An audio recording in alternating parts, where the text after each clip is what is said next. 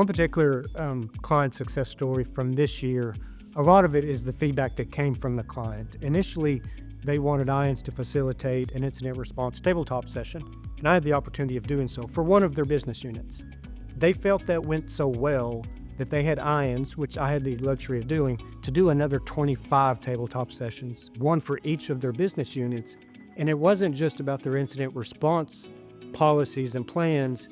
This is a large international company. It gave the opportunity for the cybersecurity team, even the IT support teams, and the businesses to really have a relationship and to understand how the business functions, to understand what their true critical systems are, how to better interact with them. So through a tabletop exercise, the closeness of those companies became much more.